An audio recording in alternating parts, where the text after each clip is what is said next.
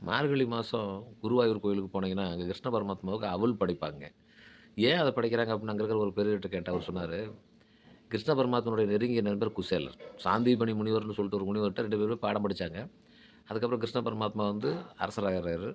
இவரு வந்து ஒரு ஏழை. யாரு குசேலர். அவர் வந்து ஒரு சுசீலைன்னு சொல்லிட்டு ஒரு பெண்ண திருமணம் பண்ணிக்கிறாரு. 27 குழந்தைங்க.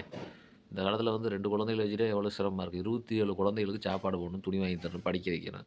அப்ப ரொம்ப வறுமை. வீட்ல வந்து பார்த்தீங்கன்னா, சாப்பாடே இல்லல்ல. பஞ்சம், பட்டினி. அப்போ சுசீலை சொல்றாங்க, "ஏன் உங்க ஃப்ரெண்டு தான் வந்து துவாரகாபுரியில வந்து கிருஷ்ண பரமாத்மா வந்து அரசர், பெரிய அரசர்.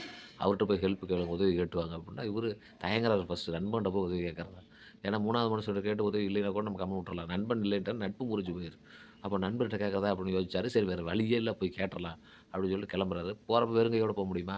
சுசீலட்ட சொல்றாங்க, "வெறும் கையோட எப்படிம்மா போறது?" அப்படின்னா, அந்த அம்மா வீட்ல அவல் கொஞ்சம் இருந்தது. அவல வந்து ஒரு பழைய கந்தல் துணிங்க, அந்த கிழிஞ்ச துணி. அதில வந்து ஒரு சின்ன மூட்டையா கட்டி குடுத்தாங்க. உடனே அந்த மூட்டைய கட்டி குடுத்தோனே, உடனே அத வாங்கிட்டு கிருஷ்ண பரமாத்மாவ பார்க்க போறாரு. போனா காவலாளி விடமாட்டேங்கிறாங்க. அப்புறம் போய் தகவல் கிருஷ்ண பரமாத்மாவுக்கு தெரிஞ்சு, அவரே உள்ள அவரே வந்துர்றாரு வெளிய, நண்பன பார்க்கறதுக்கு. எவ்வளோ நட்பு பாருங்க. நண்பர் வந்து உயர்ந்த நிலைமையில இருந்து இன்னொரு நண்பர் இழிந்த நிலையில இருந்தா கூட நட்புங்கிறது மாறாதுங்க. நண்பன பார்க்க ஓடியாராரு. வந்து குசேலர் உள்ள கூட்டு போறாரு. கூட்டு போய் அவருக்கு சாப்பாடெல்லாம் போடுறாரு. அவருக்கு வந்து எல்லா நடன நிகழ்ச்சியெல்லாம் நடக்குது. எல்லாம் முடிஞ்சதுக்கப்புறம் குசேலர் வந்து ஏதாவது கேட்கலாம் அப்படின்னு சொல்லி நண்பர்கிட்ட கேட்கலாம்னு சொல்லி வாய் எடுக்கிறேன். வாய் வரமாட்டேங்குதுங்க. ஏன்னா, நண்பர்கிட்ட கேட்டவன் இல்லைன்ட்டானே என்ன பண்றது அப்படின்னு சொல்லிட்டு. அப்புறம் கிருஷ்ண பரமாத்மா எல்லாம் முடிஞ்சு கிளம்புறப்ப கிருஷ்ண பரமாத்மா கேட்டாரு, "ஏப்பா நீ எனக்கு என்ன கொண்டாந்த?" அப்படின்னு.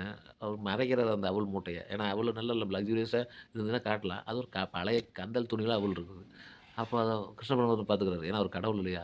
அவர் வாங்கி அத வாங்கி பார்த்துட்டு அவல் எடுத்து அவ்வளோ ஆனந்தமா சாப்பிடுறாருங்க. நண்பன் கொண்டு வந்தது அப்படின்னு.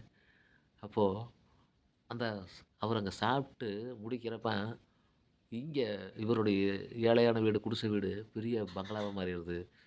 அவருடைய 27 குழந்தைகளும் அரசரை போன்ற உடைகள் என்ன? உணவு என்ன? அந்த மனைவிக்கு நகை நட்டு என்ன? செல்வம் கொழிக்குதுங்க. அப்ப ஆண்டவன் நெனச்சா, ஒரு சாதாரண ஒரு ஏழைய கூட ஒரே செகண்ட்ல பெரிய லெவல்ல கொண்டு போ முடியுங்க. அத உணர்த்துறதுக்கு தான் குருவாயூர் கோயில்ல ஒவ்வொரு மாசமும் மார்கழி மாசம் அவல் குடுக்குறாங்க.